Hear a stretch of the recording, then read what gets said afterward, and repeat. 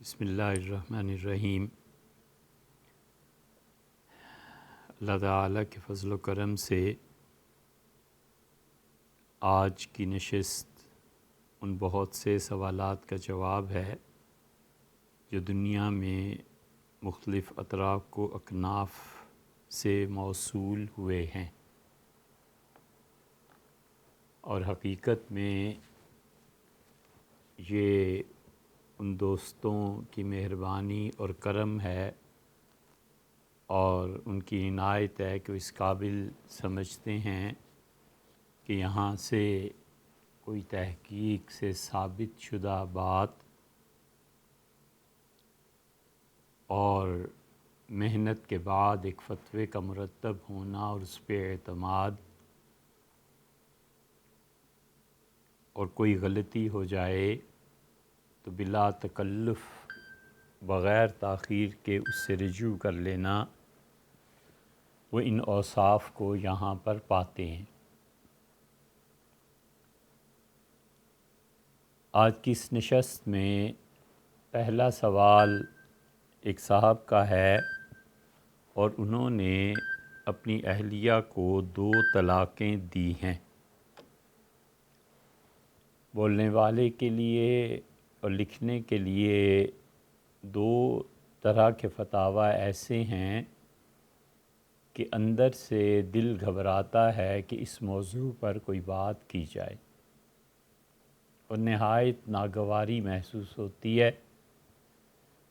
لیکن اتفاق ایسا کہ آج وہ دونوں کھٹکے آغاز میں ہی آ گئے۔ ایک صاحب نے اپنی اہلیہ کو 2 طلاقیں دیں اور ان 2 طلاقوں کے بعد انہوں نے آپس میں صلح کر لی، اور خاتون اپنی والدہ صاحبہ کے گھر میں تھیں، پھر وہ اپنے شوہر کے پاس چلی گئیں اور انہوں نے ایک دوسرے سے مکمل تعلقات قائم کیے۔ پھر ان کے شوہر کو ایک دن غصہ آیا اور وہ چیزیں اٹھا کر پھینکتے رہے، اور اس غصے میں انہوں نے طلاق کی جو رٹ لگانا شروع کی تو 20 طلاقیں اور دے دیں۔ تو جاننا چاہیے کہ حضرت رسالت مآب صلی اللہ علیہ وسلم کے ہاں بھی ایسا واقعہ پیش آیا تھا، اور نبی کریم صلی اللہ علیہ وسلم نے لوگوں کو جو تعلیم دی تھی وہ یہ تھی، اس کا خلاصہ کہ اگر تمہیں طلاق دینا ہی پڑ جائے تو بہت سوچ سمجھ کے، بہت ٹھنڈے مزاج کے ساتھ، اور جب وہ خاتون بالکل پاک ہو جائیں، یعنی بچے کی یا اور جو چیزیں اس کی توقع اس سے نہ ہو، اور وہ اس سے غسل کر لیں، بالکل پاک ہو جائیں، تو پھر صرف 1 طلاق دے دی جائے۔ اب ظاہر ہے کہ وہ شوہر اور بیوی کی رضامندی سے ہوگا، اور بیوی پھر بتائے گی کہ مجھے اب آپ طلاق دے سکتے ہیں۔ جس دین اور مذہب نے اتنا کچھ سکھایا ہو اور منع کیا ہو اور سخت الفاظ حضور صلی اللہ علیہ وسلم نے ارشاد فرمائے ہوں،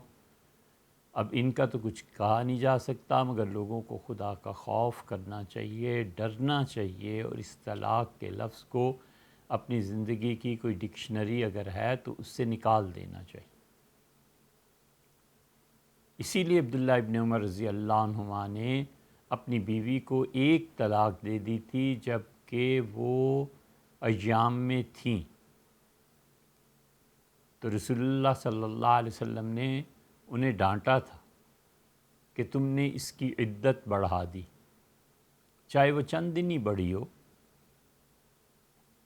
لیکن یہ فرمایا گیا ہے کہ جب وہ پاک ہو جائے تو پھر اس کے بعد سوچ کر پھر اسے طلاق دی جائے۔ اور یہ طلاق جو عبداللہ ابن عمر رضی اللہ عنہ نے دی تھی، سیدنا عمر رضی اللہ عنہ کو 25 سال 30 سال بعد بھی یاد تھی، اور جب خلافت کے لیے معاملہ پیش ہوا اور سیدنا عمر رضی اللہ عنہ نے سب لوگوں کا نام لیا کہ 6 ہیں اور خلافت ان میں رہے گی، تو عرض کیا گیا کہ آپ کے بیٹے عبداللہ بھی اس میں شامل ہونے چاہیے۔ تو سیدنا عمر رضی اللہ عنہ نے کہا جس شخص کو میرے بیٹے کو ڈھنگ سے طلاق نہیں دینی آئی، اپنی بیوی کو جو قاعدے اور طریقے سے طلاق نہیں دے سکا، میں اس کو خلافت دے جاؤں؟ یہ اتنا سنجیدگی کا معاملہ ہے۔ اس لیے اخلاقی تربیت ہونی چاہیے، غصے پر قابو ہونا چاہیے۔ اسی لیے فقہا نے لکھا ہے کہ نکاح کس کے لیے ضروری ہے، کس کے لیے واجب ہے، کس کے لیے سنت ہے۔ اگر کوئی شخص دین کے کاموں میں بہت زیادہ کھپا ہوا ہے تو اس کو نکاح کرنا بھی چاہیے یا نہیں کرنا چاہیے۔ اور اسی کے ساتھ ساتھ انہوں نے یہ بحث بھی کی ہے کہ جو آدمی اپنے جذبات پر قابو نہ پا سکتا ہو غصے پر، اسے بھی نکاح کرنا چاہیے یا نہیں۔ اور پھر وہ کہتے ہیں کہ اسے قطعاً نکاح نہیں کرنا چاہیے۔ وہ کہتے ہیں نکاح حرام ہے اس شخص کے لیے جس اپنے غصے پہ قابو۔ اب سوچ سکتے ہیں کہ اس فتوے کی زد جا کر کہاں پر پڑے گی؟ اس فتوے کی زد جا کر پڑے گی بد کرداری پہ۔ کون لڑکا ایسا ہوگا جس کو غصہ تو شدید آتا ہے اور پھر اس کے برعکس اپنی جنس پہ اتنا قابو رکھتا ہے؟ اللہ نے قرآن کریم میں 2 چیزوں کا بالکل متصل تذکرہ فرمایا ہے۔ اللہ تعالیٰ نے کہا ہے کہ وَلَا تَقْتُلُوا النَّفْسَ الَّتِي حَرَّمَ اللَّهُ إِلَّا بِالْحَقِّ۔ دیکھو کبھی کسی کو قتل نہ کرنا جب تک کہ اس کا خون اللہ جائز نہ قرار دے۔ اور پھر فوراً اس کے بعد فرمایا ہے کہ طلاق بھی نہیں دینی۔ اس کے بعد فرمایا نہیں، اللہ نے فرمایا ہے وَلَا تَقْرَبُوا الزِّنَا، اور بدکاری کے قریب بھی نہیں جانا۔ غصے کے تحت ہی قتل ہوتا ہے، اور بدکاری جنس کی شدت کے ساتھ ہوتی ہے وَلِعِیَاذُ بِاللَّہ۔ تو غصہ اور جنس دونوں کو اللہ نے اکٹھے کر دیا۔ آپ 18ویں پارے کے آخر پر دیکھیں تو اللہ تعالیٰ نے ایک خاص بات بیان کی کہ وعباد الرحمن، اور خدائے رحمان کے اچھے بندے کون سے ہوتے ہیں۔ اللہ نے اس میں صاف کہا ہے کہ دیکھو قتل نہیں کرنا، اور اس کے فوراً بعد فرمایا کہ بدکاری نہیں کرنی۔ ان دونوں میں قدر مشترک یہ غصہ ہے۔ اسی لیے فقہا کہتے ہیں کہ جو شخص اپنے غصے پہ کنٹرول نہیں کر سکتا اس کے لیے نکاح حرام ہے۔ اب نکاح حرام ہے تو جائے گا کہاں؟ ظاہر ہے کہ معاذ اللہ برا راستہ اختیار کرے گا۔ اس کے باوجود کہ شریعت کو اور اللہ کو سب علم ہے، اسے یہ کہا گیا ہے دوسرے لفظوں میں کہ بدکاری سے بدتر ہے غصے میں طلاق دینا۔ وجہ اس کی یہ ہے کہ اگر ایک پہلا پہلو اختیار کرتا ہے تو اپنے آپ کو ہی گناہ گار کرتا ہے نا، اور طلاق کی صورت میں اپنی بیوی، کنبوں، رشتہ دار، سارا خاندان اجاڑ کے رکھ دیتا ہے۔ اس لیے بہت خدا کا خوف چاہیے۔ اور اس طرح ان کا گنے جانا طلاق طلاق طلاق۔ حضور اقدس صلی اللہ علیہ وسلم کے پاس آ کے کسی نے یہی عرض کیا تھا کہ اللہ کے رسول، میں نے اپنی بیوی کو 1000 طلاقیں دی ہیں۔ نسائی میں آتا ہے آپ نے فرمایا 3 تو واقع ہو گئیں اور 997 مرتبہ تم نے اللہ کا مذاق اڑایا ہے۔ اللہ کا مذاق اڑانا کوئی معمولی بات ہے؟ ایسا شخص اللہ کی گرفت میں نہیں آئے گا۔ اپنے باپ کا مذاق اڑانا، ماں کا مذاق اڑانا، انسانوں کا مذاق اڑانا مہذب معاشرے میں کتنا برا سمجھا جاتا ہے۔ فرمایا 997 مرتبہ تم نے اللہ کا مذاق اڑایا۔ اسی لیے طلاق کا آپ سارا چیپٹر قرآن کریم میں پڑھ جائیں، اللہ بار بار یہ کہتا ہے کہ اسے کھیل نہ بناؤ، اسے تماشا نہ بناؤ۔ تو 2 طلاقیں تو وہ ہو گئیں۔ اس کے بعد انہوں نے جو تعلقات قائم کیے، اب الفاظ کا پتہ نہیں ہے کہ انہوں نے کیا الفاظ طلاق کے لیے استعمال کیے تھے۔ اگر وہ رجعی تھے، الفاظ رجوع کر سکتے تھے تو پھر تو بھی معاملہ ٹھیک ہو گیا کہ ان کے آپس کے تعلقات تھے۔ اور اگر رجعی نہیں تھے اور ان کا نکاح ٹوٹ گیا تو رہتی وہ ایک تو وہ معاذ اللہ وہ تعلقات غلط قائم ہو گئے، اور دوسرے کسر ساری انہوں نے پوری کر دی تیسری مرتبہ طلاق دے کے۔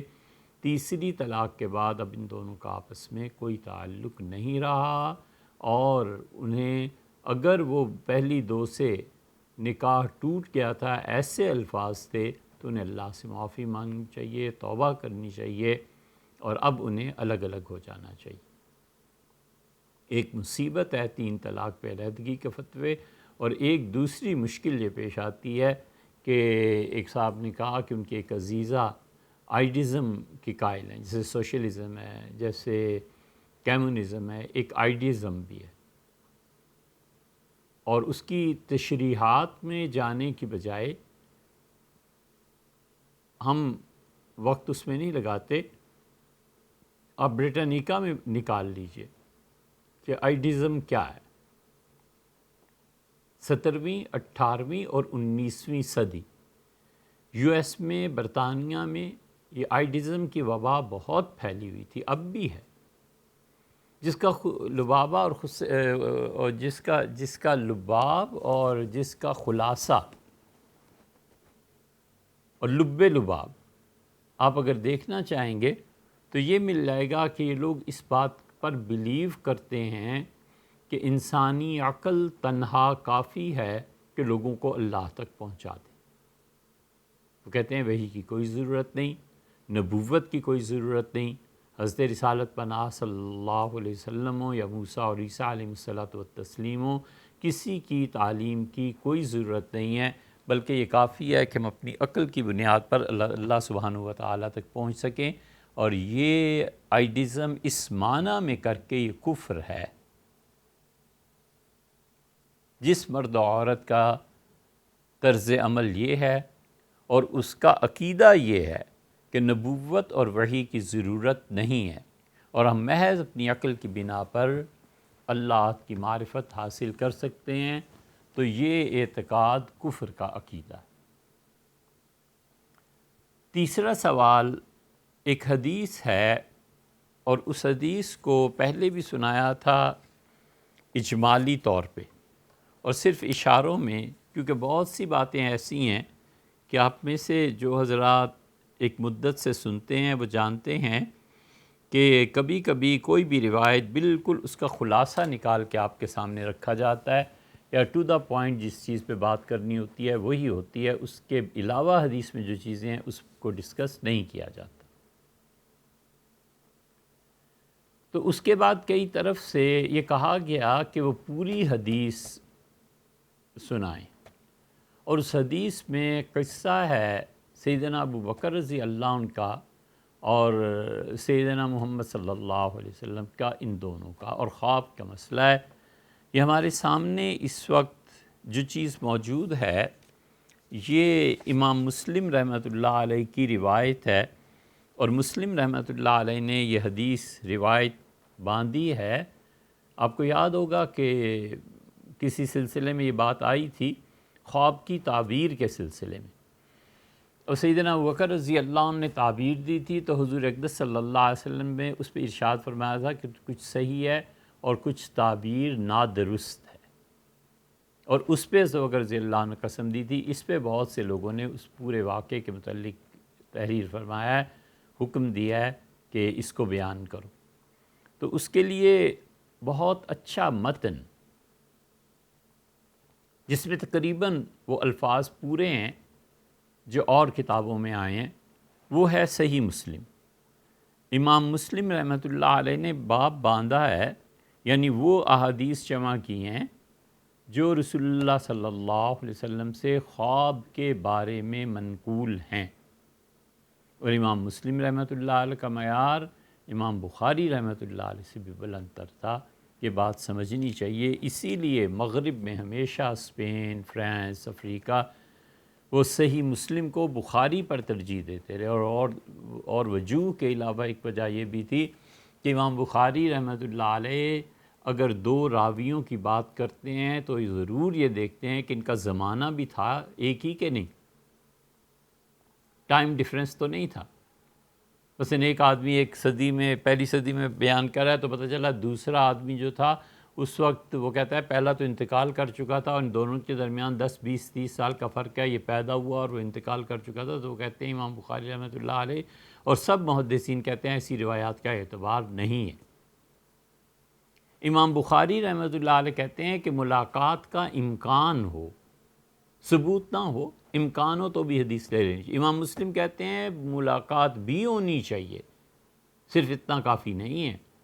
کہ وہ دونوں ایک ہی ٹائم کے بزرگ تھے،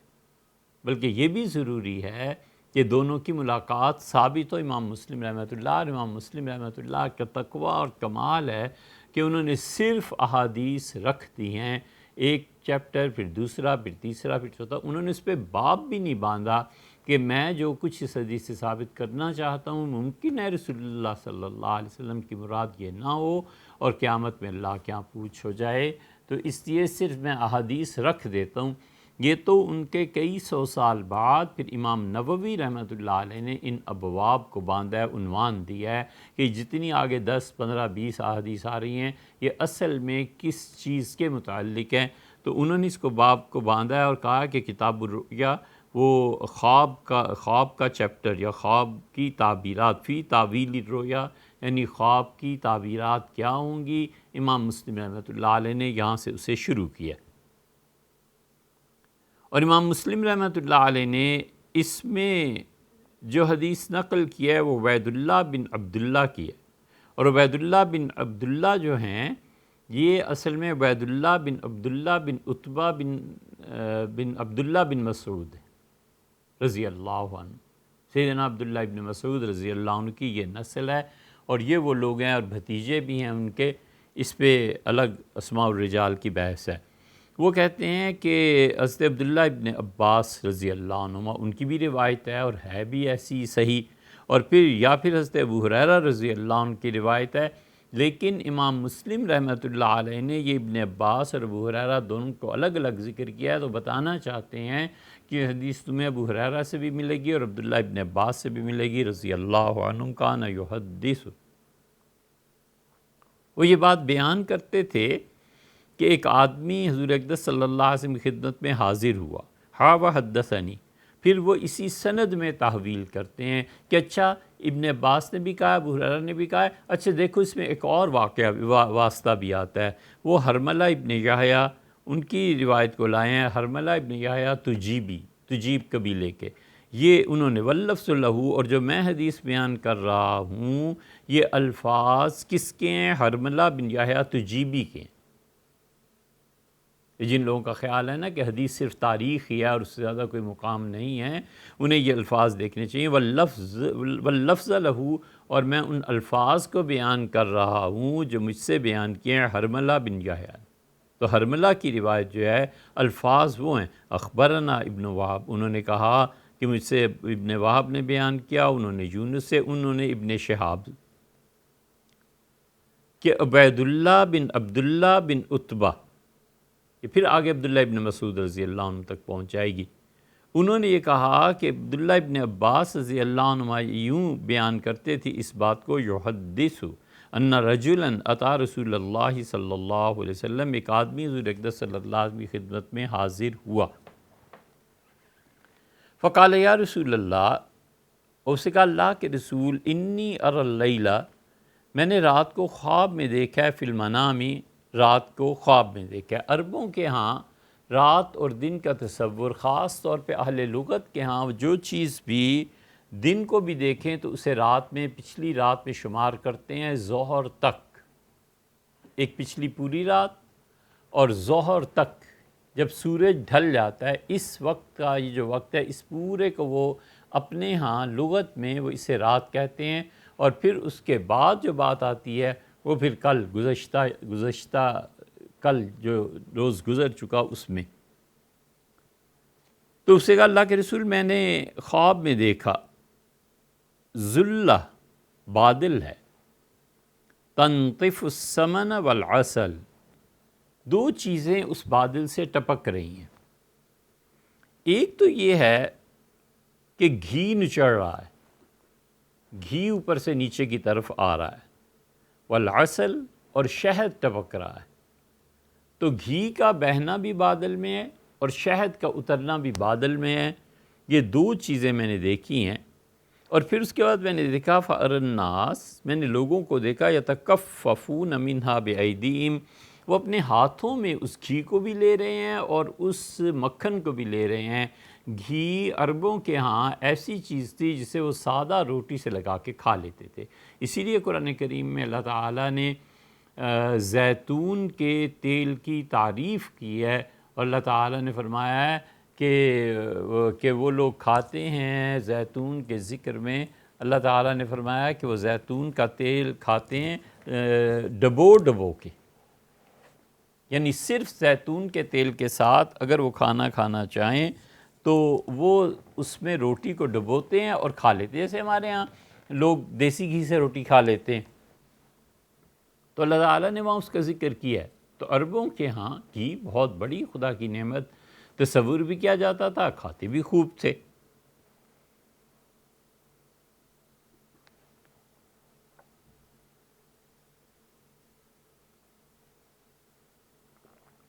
سائغ، ڈبونے والے، قرآن نے یہ لفظ استعمال کیے ہیں کہ وہ لوگ جو روٹی کو زیتون میں بھگو کر کھاتے ہیں، ایک طرح کی تعریف کی ہے ان لوگوں کی کہ اللہ نے کتنا بڑا انعام دیا ہے تمہیں زیتون، اس کو کھانے میں اس طرح استعمال کرنا چاہیے۔ حضور اقدس صلی اللہ علیہ وسلم کا استعمال کرنا تو بہت روایات میں آیا۔ انہوں نے کہا میں نے لوگوں کو دیکھا یتکففون منہا بایدیم، اپنے ہاتھوں کو بھر رہے تھے، نچڑ رہا تھا دونوں چیزیں، اور یہ دونوں ہاتھ پھیلائے اس کو سمیٹ رہے تھے۔ فالمستکثر، کچھ ایسے تھے جو بہت زیادہ گھی اور زیتون میں بہت زیادہ اسے سمیٹ رہے تھے۔ والمستقل، اور کچھ ایسے تھے جو تھوڑا سا گھی لے لیا، تھوڑا سا زیتون لے لیا، ایسے بھی تھے اور ایسے بھی تھے۔ وَأَرَىٰ سَبَبًا وَاصِلًا مِّنَ السَّمَاءِ إِلَى الْأَرْضِ، اور پھر میں نے یہ بھی دیکھا کہ ایک رسی ہے جو آسمان سے لٹک رہی ہے اور زمین تک پہنچتی ہے، اور پھر اس رسی کو جناب والا نے تھاما۔ فَأَرَاكَ أَخَذْتَ بِهِ فَعَلَوْتَ، تو میں نے دیکھا اس رسی کے سہارے آپ آسمان پہ چڑھ گئے، آسمان تک پہنچ گئے۔ ثم اخذ به رجلا، پھر میں نے ایک اور آدمی کو دیکھا من بعدک، آپ کے بعد، فعلا، وہ آدمی بھی ایسے ہی رسی کو پکڑا اس نے اور آپ کے پیچھے پیچھے وہ بھی چلا گیا آسمان میں۔ ثم اخذ به رجلا آخر، پھر میں نے ایک اور آدمی کو دیکھا اور اس نے اس رسی کو پکڑا، فعلا، اور وہ بھی چڑھ گیا آسمانوں میں۔ ثم اخذ به رجل آخر، پھر میں نے تیسرے یا چوتھے آدمی کو دیکھا، اگر رسول اللہ صلی اللہ علیہ وسلم کو شامل کر لیں تو 3 ہو گئے، چوتھا یہ ہوا، اور اگر انہیں نکال دیں تو پھر 2 آدمی، پھر تیسرا یہ آدمی، فنقطع، اور رسی ٹوٹ گئی۔ جب وہ تیسرا آدمی اس کو پکڑ کے اوپر چڑھ رہا تھا تو رسی ٹوٹ گئی۔ ثم وصل له فعلا، پھر اس کے بعد وہ رسی پھر جڑی اور پھر چوتھا آدمی بھی آسمان پر چلا گیا۔ تو آپ فرمائیں کہ اس خواب کی تعبیر کیا ہے؟ قال ابو بکر،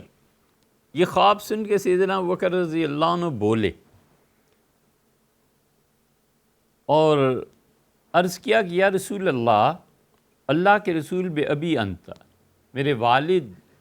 آپ پہ قربان، واللہ، خدا کی قسم ہے، لتدعنی، آپ تعبیر نہ دیجئے، فلا اعبرنہا، اور اس کو چھوڑ دیجئے، میں ضرور اس کی تعبیر بیان کروں، آپ اس مسئلے میں فی الحال میری طرف اس چیز کو کر دیں۔ قال رسول اللہ صلی اللہ علیہ وسلم، حضور اکرم صلی اللہ علیہ وسلم، اچھا ہوا اگر تم اس کی تعبیر بیان کرو۔ قال ابو بکر، ابو بکر رضی اللہ عنہ کا، اما الذلۃ فذلۃ الاسلام، وہ جو بادل اس آدمی نے دیکھا ہے وہ ہے اسلام، وہ دین ہے، وہ نظریہ ہے جو آپ لے کر آئے ہیں۔ وَأَمَّا الَّذِي يَنْتِفُ مِنَ السَّمْنِ وَالْعَسَلِ، اور جو اس سے نچڑ رہا ہے گھی اور جو اس سے زمین کی طرف آ رہا ہے شہد، فالقرآن، یہ قرآن ہے، حلاوتہ ولینہ، اور 2 چیزیں اس میں پائی جاتی ہیں قرآن میں، ایک اس کی مٹھاس، بلکہ یوں ترجمہ کریں کہ سیدنا ابو بکر رضی اللہ عنہ نے کہا کہ جو 2 چیزیں ہیں، گھی اور شہد، یہ قرآن کریم ہے، اور اس کی مٹھاس ہے اور اس کا نرم ہونا ہے، اس کا بہت زیادہ، کھانے میں کچھ چیزیں سخت ہوتی ہیں، دانت اسے توڑتا ہے، اور کھانے میں کچھ چیزیں بالکل آسان ہوتی ہے جیسے گھی مکھن وغیرہ، تو انہوں نے کہا اس کی نرمی اور اس کی حلاوت دو چیزیں انہوں نے بیان کی، تعبیر میں ایک چیز دی قرآن، چیزیں دو نازل ہو رہی ہیں، تیل اور شہد،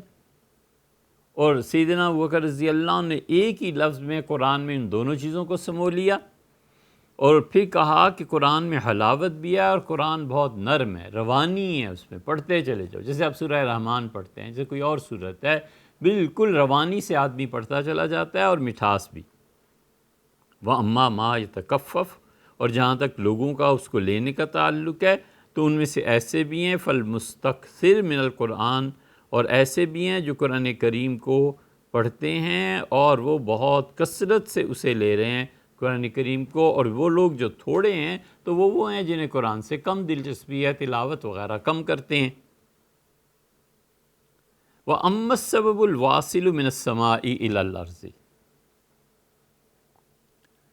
ہونی در حقیقت یہاں بھی دو چیزیں چاہیے تھیں، وہ اس طرح سے کہ اب ہم اس پوری حدیث کو اگر سن لیں تو سوال یہ پیدا ہوتا ہے کہ حضور اقدس صلی اللہ علیہ وسلم نے فرمایا کہ ابوبکر، بس نبی کریم صلی اللہ علیہ وسلم نے جو چیز ارشاد فرمائی اس سے پہلے ابوبکر رضی اللہ عنہ کا کہ اللہ کے رسول بتائیے میں نے صحیح کہا ہے یا یہ تعبیر نادرست ہے، تو آپ نے فرمایا کہ اسب تبازن وقت تبازن، کچھ ٹھیک ہے کچھ صحیح نہیں ہے۔ یہ کیا چیز صحیح نہیں ہے؟ یہ بڑی دشوار چیز ہے، لیکن امام طحاوی رحمۃ اللہ علیہ کی کتاب ہے مشکل الآثار، بہت زبردست کتاب ہے۔ امام طحاوی رحمۃ اللہ علیہ نے ایسے ایسے مشکل مسائل ان میں حل کیے ہیں کہ امام ہی تھے طحاوی رحمۃ اللہ علیہ جو کر سکتے تھے، ورنہ کہیں بھی ادب کا دامن ہاتھ سے چھوٹ سکتا ہے۔ اور امام طحاوی رحمۃ اللہ علیہ ایک حدیث لاتے ہیں، پھر اس کے بعد اس کے بالکل مخالفت میں دوسری احادیث لاتے ہیں، وہ کہتے ہیں یہ دیکھو یہ کیا آیا ہے، یہ دیکھو یہ کیا آیا ہے، پھر وہ اس کو آپس میں تطبیق دیتے ہیں کہ یہ حدیث اس طرح سے ہے اور یہ حدیث اس طرح سے ہے، ان میں سے کون سا حکم ہے جو اصل ہے، کون سا ہے جو اس کو منسوخ کر دیتا ہے۔ امام طحاوی رحمۃ اللہ علیہ کی کتاب مشکل الآثار اور شرح مشکل الآثار، یہ ایسی کتابیں ہیں خاص طور پہ ان لوگوں کو پڑھنی چاہیے جو اسلام میں عقلیات کا مقام بیان کرتے ہیں یا دیکھتے ہیں۔ امام طحاوی رحمۃ اللہ علیہ یہاں اس طرف گئے ہیں کہ وہ کہتے ہیں چیزیں دو تھیں، اور سیدنا ابوبکر رضی اللہ عنہ نے چیز ایک تعبیر میں بیان کی اور وہ قرآن، تو انہوں نے کہا یہ وہ چیز ہے جس کو حضور اقدس صلی اللہ علیہ وسلم نے فرمایا کہ اخطأت بعضاً، تم نے کسی چیز کو میں نادرستگی کی ہے۔ تو کہتے ہیں دو چیزیں یہاں بھی ہونی چاہیے تھی، تعبیر اگر وہ یہ دیتے کہ یہ قرآن ہے جس میں حلاوت ہے اور جو پاکیزہ ہے اور جو بہت میٹھا ہے، اور دوسری بات یہ کہ لینو ہو سے کہا کہ نرمی ہے، گنجائش ہے بہت سی چیز، یہ سنت ہے حضور اقدس صلی اللہ علیہ وسلم کی اور حدیث ہے، تو اگر وہ یہ کہہ دیتے ابوبکر رضی اللہ عنہ کہ جو چیزیں ہیں اس نے دیکھا ہے القرآن و سنہ، قرآن اور سنت، تو پھر یہ تعبیر پوری ہو جاتی۔ پھر اس میں وہ حدیث لائے ہیں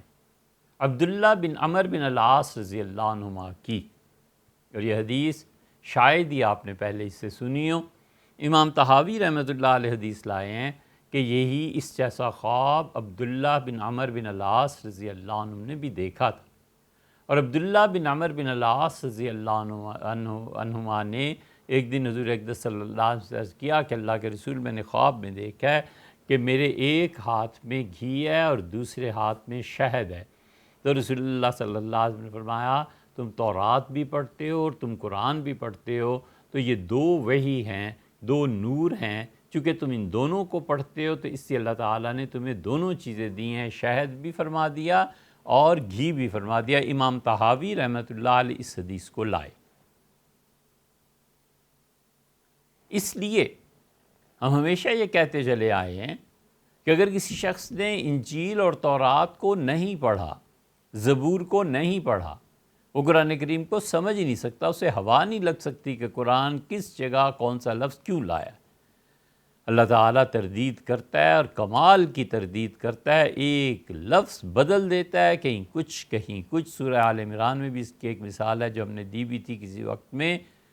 لیکن پورے قرآن کریم میں تورات اور انجیل ایک ایک موقع پر پہنچ کے قرآن اس کو کہتا ہے کہ ٹھیک ہے یا غلط ہے۔ اسی لیے تو اللہ کہتا ہے کہ قرآن اتنی بڑی چیز ہے، مہیمنن علیہ، اس سے پہلے جتنی وحیاں ہم نے نازل کی تھیں ان سب پر چیک یہ قرآن ہے،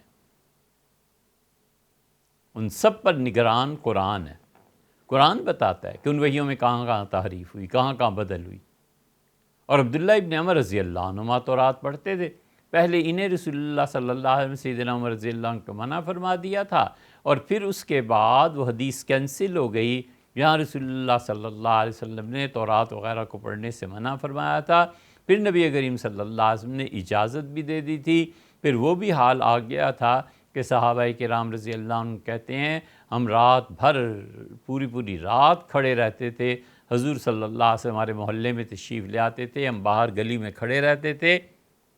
اور رات بھر ہمیں حضور صلی اللہ علیہ وسلم بتاتے تھے کہ تورات میں یہ ہے، قرآن میں یہ ہے، تورات میں یہ ہے، قرآن میں یہ ہے، یہ ساری چیزیں۔ اور اسی لیے ہم کسی بھی فرقے سے تعلق رکھتے ہوں، ہمارے حضرت شاہ عبدالعزیز صاحب محدث دہلوی رحمۃ اللہ علیہ، وہ اپنے بچوں کو گھر میں پہلے تورات اور انجیل پڑھاتے تھے، پھر قرآن پڑھاتے تھے۔ حضرت فرماتے تھے کہ اب دور آ رہا ہے انگریزوں کا، اور مذہب کو کریں گے یہ چیلنج اسلام کو، تو بچوں تمہیں پہلے پتہ ہونا چاہیے کہ گمراہی کیا ہے، پھر میں تمہیں بتاؤں گا کہ ہدایت کیا ہے۔ یہ شاہ اسحاق صاحب رحمۃ اللہ علیہ کی روایت ہے، جسے ایک جگہ پہ حضرت مولانا اشرف علی صاحب تھانوی رحمۃ اللہ علیہ نقل کیا ہے۔ تو وہاں سے پتہ چلتا ہے کہ تورات اور یہ بھی، اور آپ کو ایسے تابعی بھی مل جائیں گے جو ہفتے میں 7 دن میں تورات پوری پڑھ لیتے تھے، اور 7 دن میں قرآن کریم بھی پورا پڑھ لیتے تھے۔ بہرحال یہ ایک الگ بحث ہے، مدت ہوئی ہم نے اسے مکمل ریکارڈ کروایا تھا کہ تورات کو پڑھنا کیسا ہے،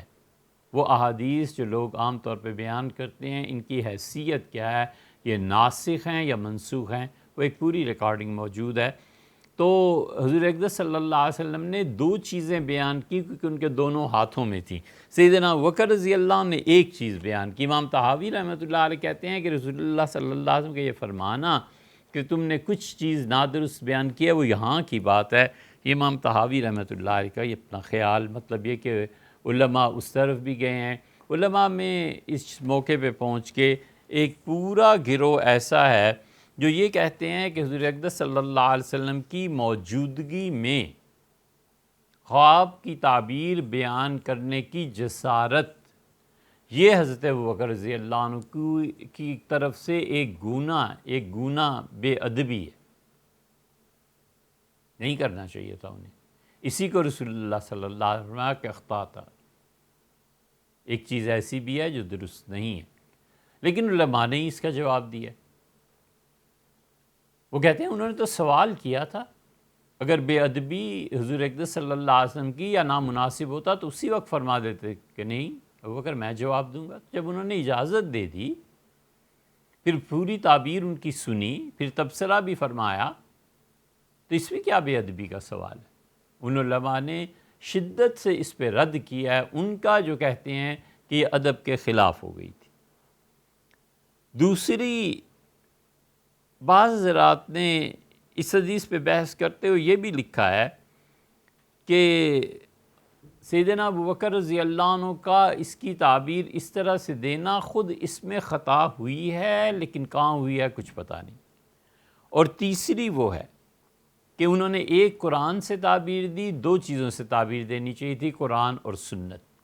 یہ امام طحاوی رحمۃ اللہ علیہ نے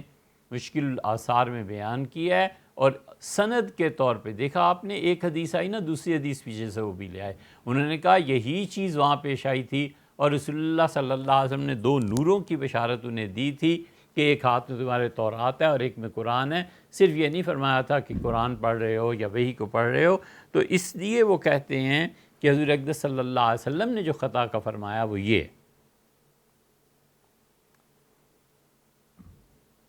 تو پھر اس نے دوسرا حصہ جو بیان کیا تھا اس شخص نے، اب بات آ گئی اما السبب الواصل، اس رسی کی جو آسمان سے زمین کی طرف لٹک رہی تھی۔ سیدنا ابوبکر رضی اللہ عنہ کا فالحق الذی انت علیہ، یہ وہ حق ہے، یہ وہ سچائی ہے جو دین آپ لے کر آئے، یہ وہ وحی ہے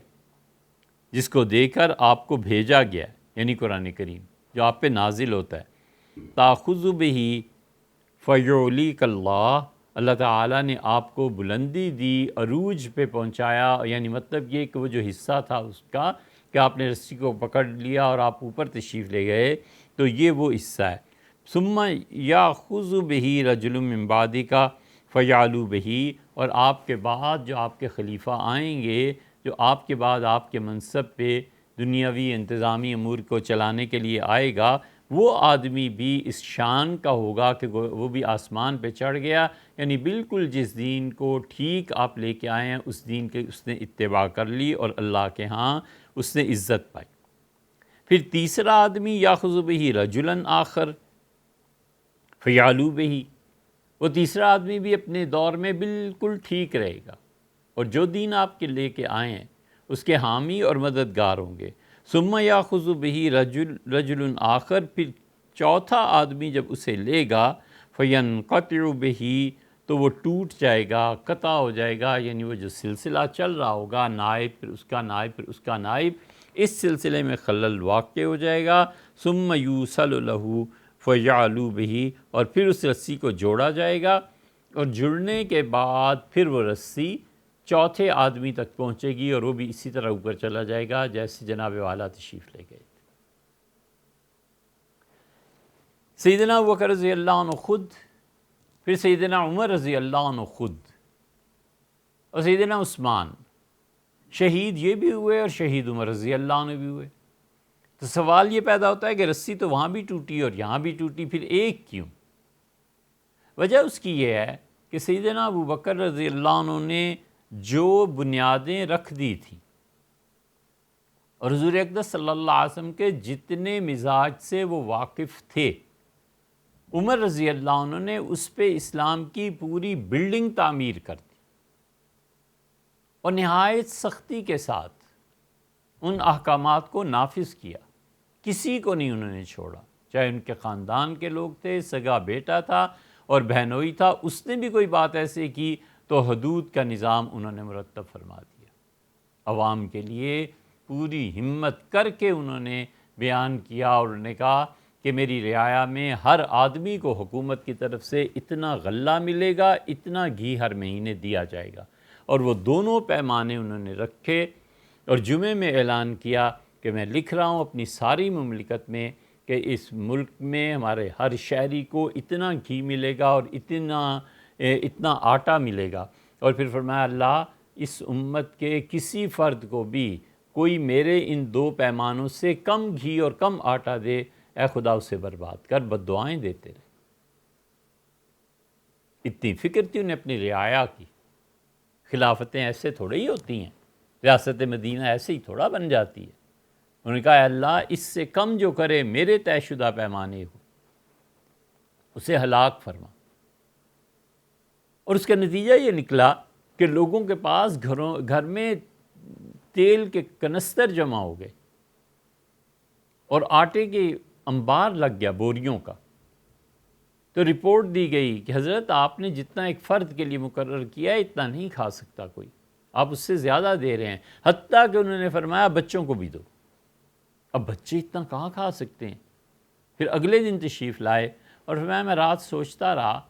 پھر مجھے خیال آیا کہتے تم سچ ہو کہ بچوں کے لیے اور ہر آدمی کے لیے جو میں نے مقرر کیا ہے یہ زیادہ ہے، لیکن پھر مجھے خیال آیا کہ میری زندگی میں حضور صلی اللہ علیہ وسلم کی امت کو میں کھاتا پیتا چھوڑ کے دنیا سے جاؤں، میری زندگی میں یہ ہوتا رہے، یہ زیادہ بہتر ہے بجائے اس کے کہ قیامت میں لوگ میرے خلاف اٹھ کھڑے ہوں اور اللہ سے کہیں کہ اس نے کھانے کو نہیں دیا۔ خلافت یہ تھی، اور سیدنا عثمان رضی اللہ عنہ کی طبیعت میں طبعاً نرمی تھی، حیا بہت غالب تھی، بہت سی چیزیں ایسی ہیں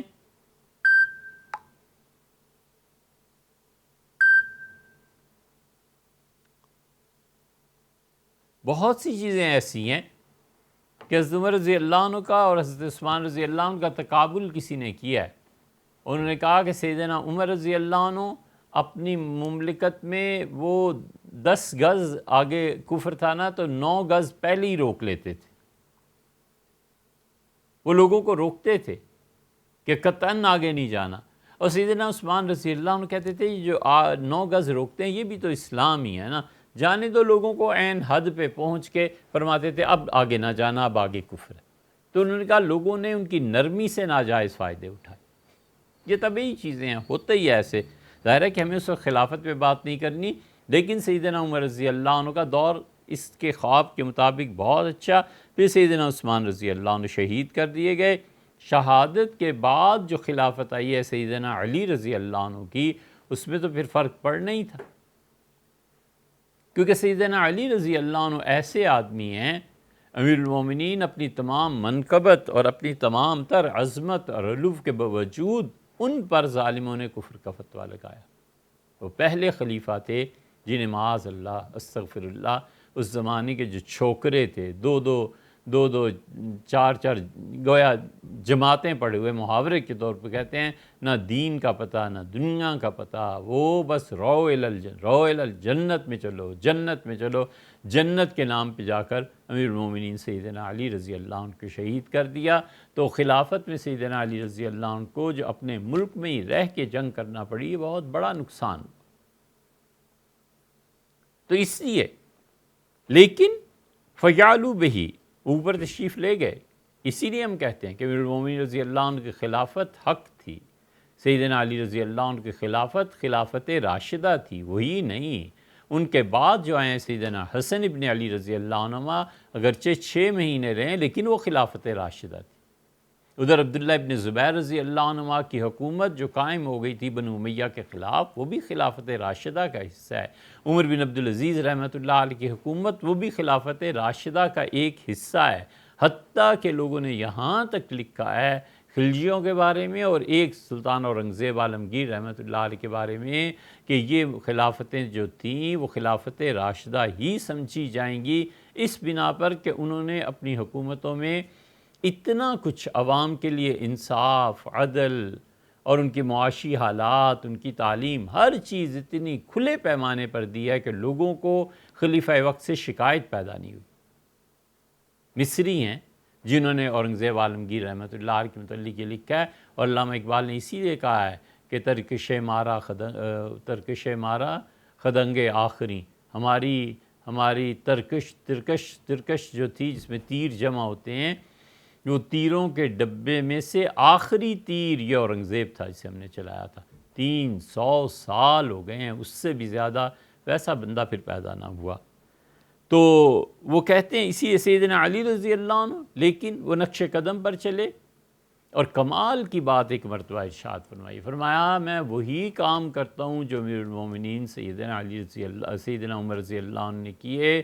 البار الراشد، بہت نیک، بہت زیادہ صحیح راہ پہ چلنے والے امیر المومنین تھے، اور میں جن لوگوں کو انہوں نے مقرر فرما دیا ہے نہیں ہٹاتا،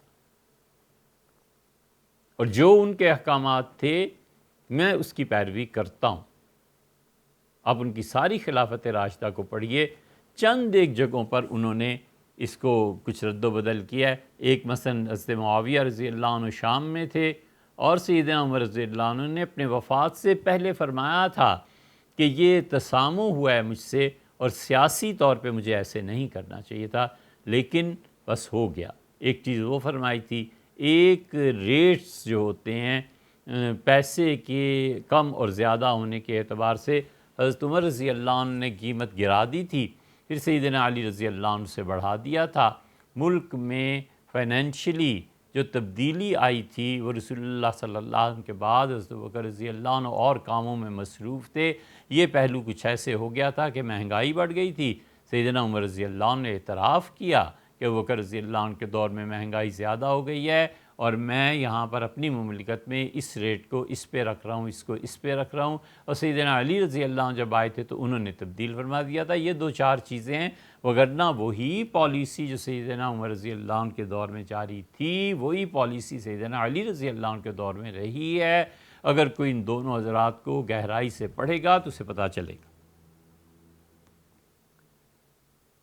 اب یہ تعبیر پوری ہوئی اور اس کے بعد بعد والا بھی آسمان پہ چلا گیا۔ اب حضرت ابوبکر رضی اللہ عنہ کہتے ہیں کہ فَأَخْبِرْنِي یا رسول اللہ، اللہ کے رسول مجھے بتائیے، یہ جو میں نے تعبیر دی ہے بے ابی انت، میرے والد آپ پہ قربان، یہ بتائیے کہ یہ تعبیر کیسی ہے؟ اصبت و مخطأت، میں نے صحیح تعبیر دی ہے خواب کی، یا اس میں کچھ تھوڑی سی چیز نادرست ہو گئی ہے؟ قال رسول اللہ صلی اللہ علیہ وسلم، حضور اقدس صلی اللہ علیہ وسلم نے فرمایا اصبت بعضاً واخطأت بعضاً، تم نے کچھ چیزیں تو بالکل ٹھیک بیان کی ہیں اور کچھ چیزیں ایسی ہیں جن میں تھوڑی سی چیز درست نہیں رہی۔ قال فواللہ یا رسول اللہ، انہوں نے کہا اللہ کے رسول، اللہ کی قسم ہے آپ کو کہ میری جو اس میں نادرست چیز ہے اسے بھی آپ بیان فرما دیں۔ تو حضور اقدس صلی اللہ علیہ وسلم فرمایا لا تقسم، قسم نہیں، مجھے قسم نہ دو۔ اس لیے یہ تھی وہ چیز جو اس دن اشارہ کیا تھا کہ حضرت بکر حضرت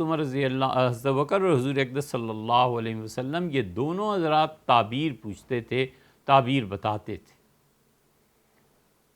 اس میں جو اگلی بات ہے کہ حضور اقدس صلی اللہ علیہ وسلم نے فرمایا کچھ حصہ اور کچھ حصہ، اب اس میں کچھ اور چیزیں بھی ہیں، جو خواب میں کچھ چیزیں بھی باقی ہیں۔ اب ان کی تعبیر کون کرے؟ کون یہ کہ امام طحاوی رحمۃ اللہ علیہ کہہ سکتے تھے بھئی بعد میں کوئی نہیں کہہ سکتا،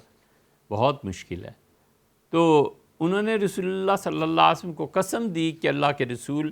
قسم ہے آپ کو پروردگار عالم کی، آپ مجھے ضرور میری تصحیح کر دیں، میری اصلاح فرما دیں۔ حضور صلی اللہ علیہ وسلم قسم نہیں دینا، مجھے قسم مت دو۔ اب یہ کسی کو قسم دینا یہ ہے کیا؟ اور اصلاً یہ جائز ہے، درست ہے، یہ کوئی گناہ کی بات نہیں ہے۔ حضور اقدس صلی اللہ علیہ وسلم فرما دیا تھا۔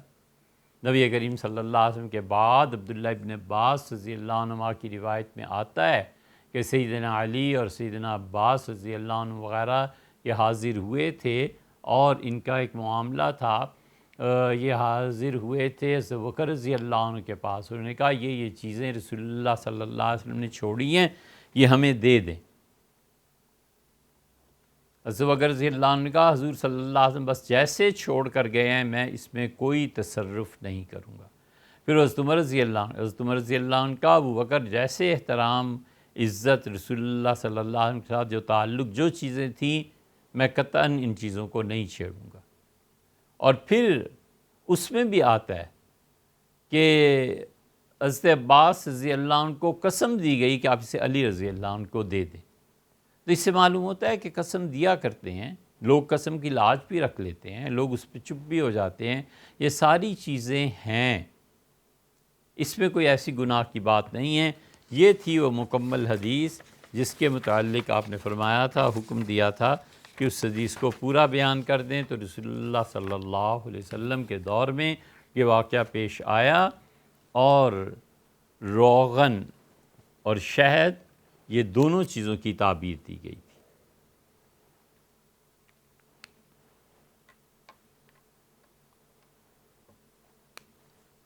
اس کے بعد اچھا سوال تو پوچھا ہے، چلیے اس کو پہلے نپٹا لیتے ہیں۔ قسم کی بات چل رہی ہے تو ایک خاتون، انہوں نے تحریر فرمایا کہ زندگی میں کچھ وعدے اور قسمیں توڑی ہیں لیکن یاد نہیں کہ کتنی، اب علم حاصل کیا تو کفارے کا پتہ چلا،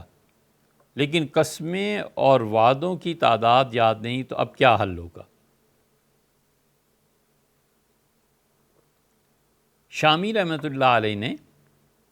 کتاب الایمان میں یہ بحث کی ہے، بہت مختصر سی، اور انہوں نے اس جزیے کو تحریر فرمایا ہے کہ اذا کثرت تداخلت، یہ شمس الائمہ کا قول ہے اور انہوں نے اس پہ فتویٰ دیا ہے اور امام محمد رحمۃ اللہ علیہ نے اس پہ اصل میں فتویٰ دیا تھا۔ امام محمد رحمۃ اللہ علیہ نے فرمایا کہ کوئی شخص بہت سی قسمیں کھائے اور توڑ دے اس کو، اور پھر اس کے بعد اسے احساس ہو کہ میں نے زندگی میں بہت سی قسمیں کھا لیں اور کفارہ نہیں دیا، تو ایک مرتبہ قسم کا کفارہ دے دے، 3 روزے رکھ لے، 10 مسکینوں کو صبح و شام کھانا کھلا دے۔ کفارے کی جو قسمیں آئی ہیں اللہ تعالیٰ نے بیان کی ہیں، اور اس کی تشریح ایک جگہ ہم نے بھی عرض کی ہے، ایک مرتبہ کفارہ ادا کر دے، یہ ساری قسموں کی طرف سے کفارہ ہو جائے گا۔ اسی پہ فتویٰ دیا جاتا ہے، اور یہ امام محمد رحمۃ اللہ علیہ کا شامی نے کتاب الایمان میں اسے ذکر کیا رحمہم اللہ۔ انہوں نے ایک مسئلہ دریافت کیا ہے کہ گھر کی ملازمہ کی قرآن کلاس کی فیس زکوٰۃ کے پیسوں سے ادا کی جا سکتی ہے؟ بالکل کی جا سکتی ہے۔ جب ملازمہ پیسے نہیں دے سکتی تو آپ نے اس غریب عورت کو دے دیے پیسے کہ تم اپنی تعلیم پہ خرچ کر لینا، کہیں خرچ کر لینا، تو وہ ہے آزاد، جیسے چاہے خرچ کرے۔ لیکن آپ نے اسے کہا کہ آپ کی طرف سے میں ادا کر دیتی ہوں آپ کی تعلیم کا خرچہ، اس سے کہا ٹھیک ہے، راضی ہیں، خوش ہیں، کوئی حرج نہیں ہے، ان کو دے دیے جائیں تاکہ وہ عورت قرآن کریم کی قرأت تلاوت جو بھی ہے وہ سیکھ سکے۔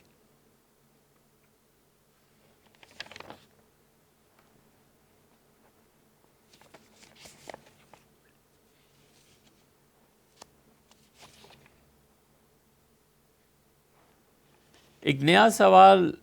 سورہ تغابن کے متعلق ہے کہ اس کی کوئی فضیلت۔ اس کی فضیلت یہ ہے کہ حضور اقدس صلی اللہ علیہ وسلم رات کو سونے سے پہلے اسے پڑھا کرتے تھے۔ قرآن کریم کی وہ 6 صورتیں جو سبح یسبح سے شروع ہوتی ہیں، مسبحات جنہیں کہتے ہیں، کہ جن کے آغاز میں ہی اللہ کی تعریف ہے۔ سبح للہ ما فی السماوات و ما فی الارض، اللہ کی تسبیح پاکیزگی بیان کرتی ہے ہر وہ چیز جو آسمانوں میں ہے اور جو زمین میں ہے۔ اسے مسبحات اس کے مجموعے کو کہتے ہیں، اور اس میں سورہ تغابن بھی شامل ہے۔ حضور اقدس صلی اللہ علیہ وسلم رات کو سونے سے پہلے یہ ساری صورتیں تلاوت فرماتے تھے، اور یہ فرماتے تھے کہ اس میں ایک ایسی آیت ہے جو 1000 آیات پڑھنے سے افضل ہے کہ تم ایک آیت وہ پڑھ لو۔ تو اس لیے جو آدمی بھی ان صورتوں کی تلاوت کرے گا، وہ ساری صورتیں ہم نے الگ کر کے ترجمے سمیت چھاپ دی ہیں۔ قرآن کریم کی تلاوت رات کو سونے سے پہلے کیا کیا کرنی چاہیے، وہ ایک کتاب کی صورت میں ہم نے چھاپ دی ہیں، آپ سے دیکھ لیجئے گا تو اس میں ساری پورا چیپٹر مل جائے گا۔ حضور صلی اللہ علیہ وسلم رات سونے سے پہلے کن صورتوں کی تلاوت کرتے تھے وہ سارا اس میں شامل ہے، اور اس کو آپ جب تلاوت کر دیں گے تو آپ اس فضیلت میں داخل ہو جائیں گے کہ ایک آیت ایسی ہے جس کی تلاوت 1000 آیات سے افضل ہے۔ آج کی نشست کا آخری سوال ایک صاحب نے تحریر فرمایا جو بہت تحقیق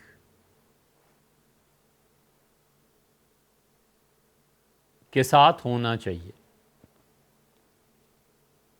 تحریر فرماتے ہیں کہ قدیم کتابوں میں حضور اقدس صلی اللہ علیہ وسلم سے 1000 سال بیشتر یمن کے بادشاہ تبع حمیری کا جو واقعہ درج ہے اس کی سند کیا ہے؟ کیا حضور صلی اللہ علیہ وسلم مدینہ منورہ میں ہجرت کرنے کے بعد اسی کے مکان میں تشریف لائے اور وہیں قیام کیا، اور آپ صلی اللہ علیہ وسلم کو اس کا لکھا ہوا خط بھی پیش کیا گیا؟ کیا یہ مستند واقعہ ہے؟ بات یہ ہے کہ قرآن نے بھی اس کا ذکر کیا ہے۔ آپ غور فرمائیں تو اللہ تعالیٰ نے قرآن کریم میں سورہ دخان میں کہا کہ اہم خیر ام قوم تبع، کیا تبع کی قوم جو تھی وہ زیادہ اچھی ہے، یا جن سے آپ کا واسطہ پڑا ہے یہ قریش، یہ زیادہ اچھے ہیں، یہ زیادہ طاقتور ہیں، یا وہ؟ والذین من قبلہم، جو ان سے پہلے تھے، اہلکناہم انہم کانوا قوما مجرمین، ہم نے انہیں ہلاک کر دیا، برباد ہو گئے وہ، اور وہ قوم مجرم تھی۔ سورہ سبا میں بھی ہے، سورہ سبا میں اللہ نے جو ذکر فرمایا، یہ سبا کون تھا؟ حضور اقدس صلی اللہ علیہ وسلم نے فرمایا کہ سبا ایک آدمی کا نام ہے، اور اس آدمی سے اس کی نسل عربوں میں پھیلی، اور رسول اللہ صلی اللہ علیہ وسلم ہی نے بتایا کہ اس کے قبیلے سے پھر اس کے بیٹے، پھر پوتے وغیرہ وغیرہ ایک بہت بڑی نسلیں ان میں نکلیں اور قوم سبا نے اپنی حکومت قائم کی۔ یہ واقعہ حضرت مسیح علیہ السلام سے بھی 1000 سال پہلے یا 1100 پہلے کا۔ سبا کی اولاد پھیل گئی، پھر ان کے آگے قبیلے بن گئے، ان قبیلوں میں اشری آئے، حضرت موسیٰ اشری رضی اللہ عنہ وغیرہ جو ہیں یہ سارے اس قبیلے سے ہیں، یہ آخر پہ پہنچ کے سبا سے مل جاتے ہیں۔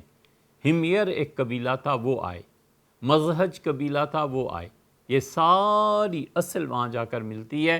اور ان میں جو ہمیری تھے ان کی بادشاہت بہت طویل ہوئی اور یہ سارے یمن کے علاقے میں حکومتیں کرتے رہے۔ تبع ایک فرد کا نام نہیں ہے، تبع نام ہے ایک ایسے عہدے کا جس پہ مختلف افراد آ کر حکمرانی کرتے رہے۔ جس کا قرآن ذکر کرتا ہے وہ کون تھا، جس کا آپ نے دریافت فرمایا، ان کا نام تھا اسعد۔ اور بھی مختلف روایات ہیں، لیکن اسعد تبع جو تھے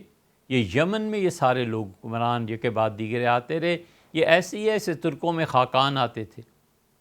یہ ایسے ہی ہے جیسے ایران میں کسرا آتے تھے، ایسے ہی ہے جیسے عیسائیوں میں کیسر ہوا کرتے تھے، اور جرمنی میں اب تک دیکھ لیں ان کے بادشاہوں کا اپنا نام ہے۔ تو اس طرح یہ سارے خاندان چلا کرتے تھے۔ اور اسعد تبع جو تھے، اسعد تبع نے دنیا کو فتح کرنا شروع کیا اور وہ آخر پہنچے سمرقند۔ اور ایک جگہ حدیث میں آیا حضور اقدس صلی اللہ علیہ وسلم نے فرمایا مجھے نہیں معلوم کہ تبع پر لعنت کی جائے یا نہ کی جائے۔ اس کے بعد اللہ تعالیٰ نے حضور اقدس صلی اللہ علیہ وسلم کو علم عنایت فرمایا اور آپ نے فرمایا کہ لا تسبوا تبع، تبع کو برا نہ کہو۔ کیوں؟ اس لیے کہ فرمایا کہ رجلا صالحا، وہ ایک نیک آدمی تھا۔ حضرت عائشہ رضی اللہ عنہ کی یہ روایت آئی ہے، بغوی مفسر جو ہیں انہوں نے نقل کی ہے۔ پھر رسول اللہ صلی اللہ علیہ وسلم نے یہ بھی بتایا کہ رجلا صالح، وہ ایک نیک آدمی، ایک اچھا آدمی تھا، براہ راست بھی روایت ہے۔ ابن عباس رضی اللہ عنہ کے ہاں بھی روایت آتی ہے۔ سعید ابن مسیب رحمۃ اللہ علیہ مدینہ منورہ میں تھے، تابعین میں، وہ بھی منع کرتے تھے۔ یہ سارے بزرگ کہتے تھے کہ وہ بہت نیک آدمی تھا، اور وہ فتح کرتے ہوئے یمن سے جو چلا تو سمرقند پہنچ گیا، پھر افریقہ پہنچ گیا، پھر ادھر سے ہوتے ہوئے وہ کہیں آئے ہیں مدینہ منورہ، اور انہوں نے پیغام بھیجا یہودیوں کو کہ میں یہ جو سلطنت ہے تمہاری سے تباہ، یا یہ جو شہر ہے اسے تباہ کروں گا۔ لڑائی شروع ہوئی، اور لڑائی میں فتح کے لیے سب سے پہلی جو لڑائی ہوئی ہے، اس تبع کے بیٹے کو انہوں نے مار دیا۔ اس پہ ظاہر ہے کہ والد تھے، آخر انہوں نے مدینہ منورہ کے ساتھ ٹکر لینے کا ارادہ کیا۔ اہل مدینہ بھی لڑنا شروع ہوئے، دن کو لڑتے تھے اور رات کو انہیں کھانا بھی دے آتے تھے۔ تو پہلے تو انہوں نے نہیں کھایا کہ ممکن ہے زہر ملا دیا ہو، لیکن پتہ چلا کہ کھانا بھی بہت اچھا ہے اور اس میں کچھ بھی نہیں ملا ہوا۔ تو آخر انہوں نے یہودیوں کے علماء کو بلایا، تو انہوں نے کہا اس شہر پہ حملہ نہ کرو، یہ حضور اقدس صلی اللہ علیہ وسلم کی ہجرت کی جگہ ہے، اللہ کے ایک نبی ہوں گے، یہ ان کا نام ہوگا، یہ چیزیں ہوں گی، اور انہوں نے یہاں تشریف لانا ہے، اور ہم ایک مدت سے یہاں اس لیے بیٹھے ہوئے ہیں کہ حضور اقدس صلی اللہ علیہ وسلم تشریف لائیں اور ہم ان کی مدد کریں۔ اس واقعے کو قرطبی نے بیان کیا ہے، بہت لوگوں نے، آپ اگر اسے پڑھنا چاہیں تو ایک طبقات ابن سعد آپ دیکھیے، ابن سعد نے ذکر کیا لیکن مختصر۔ ابن اسحاق نے جو سیرت کی کتاب لکھی ہے اس میں انہوں نے تفصیل سے ذکر کیا ہے، اور جتنی بھی تفاسیر آپ کے پاس ہیں یا آپ پڑھ سکتے ہیں، اس میں جہاں یہ آیت آئی ہے سورہ دخان کی کہ یہ اچھے ہیں، یہ تبع کی قوم، اہلکناہم، ہم نے اس قوم کو ہلاک کیا، ان کی اتنی وسیع سلطنت تھی، اتنا کچھ اللہ نے دیا تھا کہ اللہ نے سورہ سبا میں ان کے متعلق جو بیان کیا ہے، ایسی سلطنتیں ان کی قائم ہوئی کہ دنیا بھر کا سونا اور چاندی انہوں نے نچوڑ لیا۔ یعنی پوری مملکت میں سونے چاندی کے برتنوں میں کھاتے تھے۔ اتنے خوشحال تھے کہ بجائے اس کے کہ لکڑی درختوں کو کاٹ کے اسے جلاتے، یہ دارچینی اور اس قسم کی جتنی لکڑیاں تھیں، درخت تھے جو کھانے پینے کے کام آتے تھے، ہلدی تھی، دارچینی تھی، یہ چیزیں یہ قوم ان کو جلا کر ان سے آگ حاصل کیا کرتی تھی۔ جو سمندر میں بیڑے گزرتے تھے وہ کہتے تھے یمن سے ہوائیں جو چلتی ہیں تو اس میں مثالوں کی خوشبو آتی۔ اتنا کچھ اللہ نے انہیں دیا تھا۔ پھر اس میں ہی قوم سبا میں ہی پھر آگے چل کے حضرت داؤد علیہ السلام، پھر سلیمان علیہ السلام، اب ان کی وہ چیزیں دریافت ہوئی ہیں۔ یمن سے 1100 کے قریب کتبات بیان ہوئے ہیں۔ ہم یمن دیکھنے گئے تھے کہ یہ قوم سبا کا ہوا کیا تھا۔ اس قوم سبا کی وادی میں آپ جائیں اور وہاں پر قدرتی دریا نہیں تھے، بارشیں ہوتی تھیں اور بارانی علاقہ بارشوں کا، تو انہوں نے اپنا ایک ڈیم بنا لیا اور ڈیم میں اتنے بڑے بڑے باغات لگائے، گویا پورا یمن باغ ہی باغ تھا۔ مفسرین نے لکھا ہے کہ ان میں کوئی خالی ٹوکری لے لیتا تھا اور باغ میں میل ہا میل چلتا تھا اور پھل خود گر گر کے ٹوکری کو بھر دیتے تھے، اتنے باغات تھے۔ اللہ نے فرمایا بلدۃ طیبہ، پاک شہر تھا، ورب غفور، اور ان کا پروردگار ان کے گناہوں کو معاف کرنے پہ اردو محاورے میں بولیں تلا ہوا تھا کہ تم کچھ کرو ہماری طرف سے معافی۔ 1100 کتبات اب نکلے ہیں یمن سے۔ ہم جگہوں پہ گئے اور دیکھ کے حیران ہوئے کہ یا اللہ کیا قوم تھی جس نے ان شہروں کو آباد کیا تھا۔ اور اللہ نے فرمایا ہم نے ان سے کہا کہ بلدۃ طیبۃ ورب غفور، پاک شہر ہیں، آباد کرو، جو مرضی کرو، ہم نے تمہیں معاف کر دیا۔ یہ ایسے نالائق نکلے کہ انہیں ایڈونچر کا شوق تھا۔ ان کا باعث بین اسفارنا، اللہ دور دور کے سفر رکھ دے، سمندروں میں جائیں، ہم دوسرے ملکوں میں جائیں، یہ کیا اپنے گھر بیٹھ کے ہی ساری چیزیں مل رہی ہیں۔ یہ ایڈونچرزم تھا نا۔ اللہ نے کہا پھر ہم نے بھی ان کے ساتھ وہی کیا جو انہوں نے مانگا تھا، دور دور کے سفر رکھ دیے اور باغات سے بھرے ہوئے تمہارے وطن اور زمینیں تمہاری، بدلناہم بجنتیہم جنتین، 2 بڑے باغ ان کے، ہم نے دونوں کو بدل دیا۔ کہاں اتنے پھل اترتے تھے اور کہاں وشیء من سدر قلیل، جھاؤ کے درخت اگا دیے۔ جھاؤ یہ چکوال میں بہت ہے۔ وَأَصْلٍ وَشَيْءٌ مِّن سِدْرٍ قَلِيلٍ، بیریاں اگا دی، کانٹے دار بیریاں، سب سلطنت تباہ و برباد ہو کے رہ گئی۔ یہ ان لڑکوں کی ناجائز خواہشات جب یہ اٹھی ہیں تو انہوں نے دم نہیں لیا جب تک کہ اپنی مملکت کو تباہ و برباد نہیں کر دیا۔ اسی لیے وہاں پر اب تک جو آثار پائے جاتے ہیں، آپ جا کے انہیں دیکھیں، حیرت ہوتی ہے کہ خدا نے کیا اس قوم کو اتنا دیا ہوگا۔ پھر وہ بند ٹوٹا، سد معارب، وہ سد معارب جب ٹوٹا تو پھر سیلاب ہی سیلاب آ گیا، لوگ بھاگے وہاں سے، پھر ہجرتیں ہوئیں، پھر آگے پوری تاریخ ہے۔ اور جب تورات میں بھی اس کا ذکر ہے، اسی آدمی نے تورات پڑھی ہو نا تو پھر قرآن کریم کی آیات بہت اچھی طرح سمجھ میں آتی۔ حضرت سلیمان علیہ السلام اور داؤد علیہ السلام کے متعلق اللہ جو کہتا ہے کہ ان کی بھٹیاں چلتی تھیں، وَأَصَلْنَا لَهُ عَيْنَ الْقِطْرِ،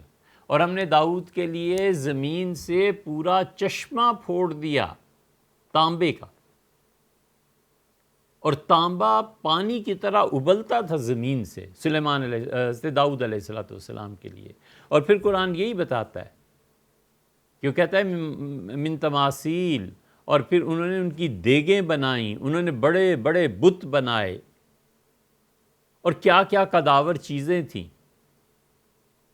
اور ہم نے کہا اعملوا علی داؤد شکرا، داؤد کے اولاد میرا شکر ادا کرے، وقلیل من عبادی الشکور، میرے بندوں میں بہت تھوڑے لوگ ہوتے ہیں جو میرے انعامات پہ میرا شکر ادا کریں۔ اللہ نے کہا ہم نے سب کچھ دے دیا تھا انہیں۔ تورات میں آیا ہے اور باقی کتابوں میں بھی پرانے زمانے کی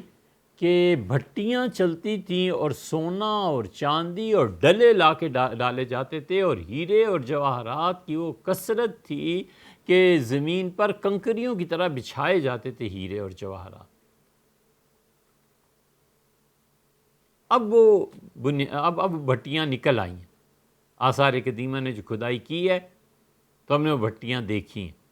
اب وہ نکلی ہیں، اور حضرت سلیمان علیہ السلام نے سمندر کے کنارے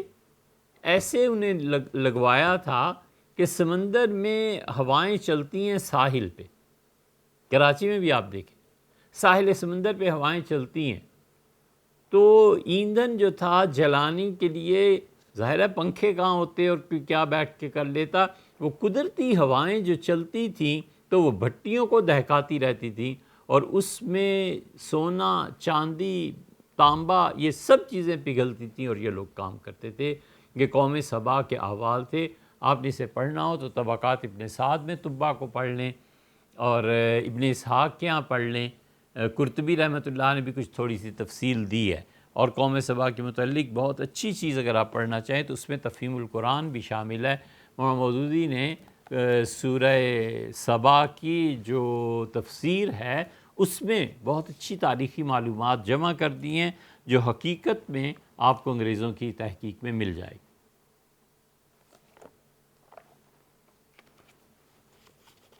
تبا کا ذکر کر رہے تھے تو مدینہ منورہ میں جب انہیں احساس ہوا کہ حضور اقدس صلی اللہ علیہ وسلم کے یہاں تشریف آوری ہوگی تو انہوں نے خط لکھا۔ اب وہ خط رسول اللہ صلی اللہ علیہ وسلم کو پیش کیا گیا، یہ بھی روایات آپ کو اسلامی لٹریچر ہی میں ملیں گی، لیکن اس خط کے متعلق کہ وہ پھر کہاں گیا، اور وہ خط پیش کرنے والوں کا بھی ہے کہ رسول اللہ صلی اللہ علیہ وسلم اس نے تبا نے ایک بہت بڑا محل تعمیر کروایا، اور وہی محل تھا جو ٹوٹتے پھوٹتے آخر پہ پہنچ کے حضرت ابو ایوب انصاری رضی اللہ عنہ کے پاس آیا، اور ابو ایوب انصاری رضی اللہ عنہ نے وہ گھر رسول اللہ صلی اللہ علیہ وسلم وہیں اترے تھے، وہیں تو تبا نے جو چیز آپ کے لیے پیش کی تھی، رسول اللہ صلی اللہ علیہ وسلم وہاں 6 مہینے ٹھہرے تو گویا وہ چیز اپنی جگہ پہ پہنچ گئی۔ تبا کی اس نیت کو یا اس نیک عمل کو اللہ نے قبول فرمایا، اور جو خط انہوں نے لکھا تھا وہ پیش کیا گیا، لیکن وہ خط کہاں گیا، جن لوگوں نے پیش کیا تھا ان کا، یہ باتیں ذرا سی تحقیق کے قابل ہیں، تحقیق اس پہ ہونی چاہیے، آپ کریں تو بہت اچھا ہو کہ آپ ان ساری چیزوں کا احاطہ کر لیں۔ اس میں آپ دیکھیں جو قرطبی ہمیں بتاتے ہیں، وہ کہتے ہیں کہ رسول اللہ صلی اللہ علیہ وسلم نے منع کیا تھا اس بات سے کہ کوئی آدمی تبا کو برا کہے، اور کہتے ہیں کہ عرب جب تبا کی بات کرتے تھے تو اتنا بڑا بادشاہ تھا کہ کوئی زیادہ اس کی تفصیل میں جانے کی ضرورت نہیں تھی۔ جیسے ہم لوگ کہتے ہیں کہ فرعون، تو سب جانتے ہیں کہ مصر کا بادشاہ تھا۔ حضور اقدس صلی اللہ علیہ وسلم نے پہلے فرمایا تھا کہ مجھے نہیں پتا تبا پہ لعنت کرنی چاہیے یا نہیں، اور اس موقع پہ حضور اقدس صلی اللہ علیہ وسلم کو یہ بھی خیال تھا کہ شاید یہ ذوالقرنین ہی ہے، لیکن بعد میں اللہ تعالیٰ کی طرف سے علم دیا گیا کہ ذوالقرنین ایک الگ شخصیت تھی، تبا ایک الگ شخصیت تھی، یہ ایک ہی شخصیت نہیں ہے، دو ہیں۔ اور پھر رسول اللہ صلی اللہ علیہ وسلم نے کیا کہا، وَلِذَالِكَ قَالَ علیہ الصلوۃ والسلام وَلَا أَدْرِي أَتُبَّعُ لَعِینٌ أَمْ لَا، حضور صلی اللہ علیہ وسلم نے فرمایا ایک مرتبہ کہ مجھے نہیں معلوم تبا پہ لعنت کرنی چاہیے یا نہیں۔ قرآن میں جو آیت آئی ہے اب اس کو دیکھیں تو اللہ کہتا ہے اہم خیر ام قوم تبع، تبع کی قوم جو ہمارے نافرمان تھے وہ ان سے زیادہ طاقتور تھے جو آج آپ کی بات نہیں مانتے، والذین من قبلہم، اور تبع کی قوموں سے پہلے جو لوگ تھے، قومیں بستی تھی اس دنیا میں، وہ زیادہ طاقتور تھے، تبع والے زیادہ طاقتور تھے، یہ قریش، اہلکناہم، ہم نے انہیں ہلاک کر دیا ان قوموں کو جنہیں اپنے اسلحے پہ، جنہیں اپنی طاقتوں پہ ناز تھا، انہم کانوا قوما مجرمین، یقیناً وہ مجرم تھے، وہ اپنے زمانے کے انبیاء علیہ الصلوۃ والسلام کو برا کہتے رہے، اب یہ روش انہوں نے اپنا لی ہے، ان کو بھی عذاب خدا کا ملے گا جیسے پچھلوں کو ملا تھا۔ قرطبی کہتے ہیں کہ پھر رسول اللہ صلی اللہ علیہ وسلم نے فرمایا لا تسبوا تبعا، تبع کو برا نہ کہنا، فإنہ کان مؤمنا، وہ مومن تھا۔ اس سے پتہ چلتا ہے کہ تبع یہ ایک تھا جس کے متعلق حضور صلی اللہ علیہ وسلم فرمایا۔ ویسے سوچنے کی بات یہ بھی ہے کہ اللہ تعالیٰ نے یہاں تبع کو برا نہیں کہا، ان کی قوم کو برا کہا ہے۔ اور ابو کرب ان کی کنیت تھی، اور پھر جب وہ آئے ہیں تو انہوں نے یہاں حضور صلی اللہ علیہ وسلم کے لیے گھر بنا دیا، پھر 2 یہودی عالم انہوں نے ساتھ لیے، پھر مکہ مکرمہ حاضر ہوئے۔ مکہ پہنچ کے انہوں نے طواف کیا ہے۔ اس سے معلوم ہوتا ہے کہ اس زمانے میں جو بھی نبی علیہ الصلوۃ والسلام تھے یہ ان کے ماننے والے تھے، انہوں نے پورے مراسم ادا کیے ہیں، صفا اور مروہ کی سعی کی ہے۔ پھر یہ سوئے ہیں تو انہیں خواب میں کسی نے کہا کہ یہ خدا کا گھر ہے، اسے تم لباس غلاف پہناؤ، تو انہوں نے چٹائیاں لپٹوا دیں اس کے گرد۔ پھر خواب میں کسی نے کہا کہ اس پہ اچھا کپڑا چڑھاؤ، تو انہوں نے بہترین چادریں چڑھا دیں۔ پھر اس سے کہا ابھی نہیں، اس سے بھی بہتر۔ پھر اس کے بعد انہوں نے یمن کی چادریں منگائیں اور اس پہ چڑھائیں، اور کہتے ہیں کہ پہلا شخص ہے جس نے بیت اللہ کو غلاف پہنایا۔ لیکن ذرا سا دشوار اس لیے اسے ماننا کہ سب سے پہلے تو صحیح حدیث میں حضرت ابراہیم علیہ السلام نے بیت اللہ کو غلاف پہنایا تھا۔ ہاں یہ ممکن ہے پہلے حضرت ابراہیم علیہ السلام نے پہنایا ہو، پھر مدت گزر گئی ہو، کوئی نہ پہناتا ہو، اور انہوں نے اس کار خیر کو پھر سے شروع کیا ہو۔ پھر اس کے بعد قرطبی رحمۃ اللہ علیہ کہتے ہیں کہ انہوں نے یہ بیت اللہ کو غلاف پہنایا، اور جب مدینہ منورہ پر حملہ کرنے کا ان کا ارادہ ہوا تو انہیں بتایا گیا کہ یہاں ہجرت کر کے حضور صلی اللہ علیہ وسلم تشریف لائیں گے، اور پھر انہوں نے وہاں سے محل کی تعمیر کے بعد 2 یہودی علماء کو ساتھ لیا اور مکہ مکرمہ انہوں نے حاضری دی۔ اور اس پہ ان کا خیال یہ ہے کہ یہ جو اشعار آئے ہیں ابن اسحاق وغیرہ یا اور کتابوں میں، یہ ان کے ہیں کہ شہدت علی احمد انہ، میں اس بات کی گواہی دیتا ہوں کہ احمد حضور اقدس صلی اللہ علیہ وسلم یقیناً رسول من اللہ باری النسمی، اللہ کے رسول ہوں گے جب وہ تشریف لائیں گے۔ اس اللہ کی قسم ہے جو باری النسمی روحوں کو پیدا کرنے والا ہے۔ فلو مدّ عمری الی عمرہ، اگر میری بھی عمر اتنی ہو گئی کہ وہ دنیا میں تشریف لے آئیں، لکنت وزیر اللہ وابن عمی، تو میں ان کا وزیر بھی لگ جاؤں گا، وہ بادشاہ ہوں گے، وہ بڑے ہوں گے، وہ ابن عمی، اور میں ان کے چچا کا بیٹا بھی ہوں گا، یعنی جس طرح کزنز ہیں چچا کے بیٹے مدد کرتے ہیں، اس طرح میں رسول اللہ صلی اللہ علیہ وسلم کا دست و بازو بن جاؤں گا۔ آخری چیز میں آپ سے عرض کریں، وہ صاحب روح المعانی نے اچھی تفصیل اس پہ دی ہے، آپ اس پہ محنت کریں، اور آپ جدید جو تحقیقات ہیں ان کو بھی ساتھ ملا لیں، تو ایک بڑی اچھی چیز، ایک کتاب آپ پوری اس پہ لکھ سکتے ہیں۔ انہوں نے بھی لکھا ہے اہم خیر ام قوم تبع، اللہ نے فرمایا تبع کے جو قوم تھی وہ زیادہ اچھے تھے، یہ قریش زیادہ طاقتور ہیں، تو کہتے ہیں تبع الاکبر الحمیری، حمیر قبیلے سے تعلق رکھتے تھے اور تبع الاکبر کہلاتے تھے، اور ان کا نام جو تھا وہ اسعد تھا، اور بعض کتابوں میں کوئی اور دوسرا نام بھی آیا ہے۔ کہتے ہیں کہ ابو کرب ان کی کنیت تھی، بہت صالح حاکم تھے۔ امام حاکم رحمۃ اللہ علیہ نے یہ صحیح روایت اپنی مستدرک میں نقل کی ہے کہ ام المومنین حضرت عائشہ رضی اللہ عنہ کہتی تھی تبع ایک نیک آدمی تھے، تم دیکھتے نہیں ہو، اللہ نے ان کی قوم کو برا کہا ہے، انہیں برا نہیں کہا۔ پھر ابن عساکر بھی یہی روایت لائے ہیں، اور انہوں نے کہا کہ تم میں سے کوئی بھی آدمی تبع کو برا نہ کہے، انہ کان مسلمن، وہ مسلمان تھے۔ مسند احمد میں بھی یہ روایت لائے ہیں کہ حضور اقدس صلی اللہ علیہ وسلم نے فرمایا کہ اسے برا نہ کہنا، فإنہ کان قد اسلم، انہوں نے اسلام قبول کر لیا تھا، یعنی تبع اس زمانے میں بھی جو نبی علیہ الصلوۃ والتسلیم ہوں گے ان کو ماننے والے تھے۔ پھر اسی طرح انہوں نے آگے بھی چل کے اس کی تفصیل لکھی ہے کہ یہ یمن کے تھے، بہت بڑے بادشاہ تھے، اللہ نے ان کی بڑی مدد فرمائی تھی، ان کی مخالف قوموں پر انہیں غالب رکھا تھا۔ انہوں نے یمن سے جو فتوحات شروع کی ہیں تو سمرقند جا پہنچے۔ یمن اور روس آپ دیکھ لیں کتنا فاصلہ ہے، اور پھر وہ وہاں سے نکلے ہیں تو فتوحات کرتے ہوئے شام جا پہنچے، پھر شام اور یمن، اور انہوں نے ان ساری جگہوں پر اپنی حکومت قائم کی، اور ان کا ارادہ ہوا کہ وہ بیت اللہ کو گرا دیں، لیکن اس زمانے کے جو علماء تھے انہیں منع کیا، اور انہوں نے کہا یہ جو آپ کے دل میں آیا ہے نا اس کو ہٹائیں اپنے دل سے، یہ اللہ کا گھر ہے، اسے نہیں ختم کیا جا سکتا۔ پھر اسی طرح انہوں نے اس کی بھی تصریح کی ہے کہ وہ اہل مدینہ کے پاس آئے اور دن کو لڑائیاں ہوتی تھیں، رات کو کھانے وہاں سے ملتے تھے۔ تو انہوں نے ایک دن یہودیوں کو بلا کر پوچھا کہ مسئلہ کیا ہے، تو انہوں نے کہا مہاجر النبی صلی اللہ علیہ وسلم، حضور اقدس صلی اللہ علیہ وسلم کے ہجرت کی جگہ ہے، اور قریش جو ہیں ان کا نام محمد رکھیں گے صلی اللہ علیہ وسلم، اور ان کی ولادت بھی مکہ میں ہوگی، اور اس کے ساتھ ساتھ ہم تمہیں بتائیں کہ وہ اپنے دین کی طرف لوگوں کو بلائیں گے، مدینہ منورہ میں آئیں گے، اور ہم یہودی بھی ان پر ایمان لائیں گے۔ ان یہودیوں کا قصہ ہے بڑا عجیب، صحیح بخاری میں آتا ہے بالکل آغاز میں کہ مختصر یہ ہے کہ جب ایرانیوں نے فتح پائی ان پہ عیسائیوں پہ، ایرانیوں نے جب عیسائیوں پہ روم والوں کو مارا تو یہ بیت المقدس میں گئے،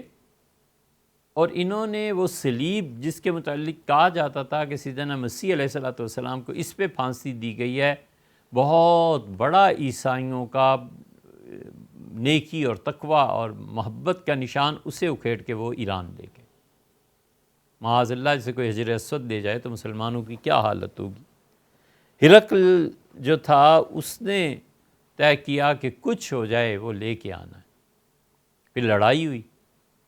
سورہ روم کی ابتدا میں جو اللہ نے کہا نا کہ غلبت الروم، عیسائی پٹ گئے،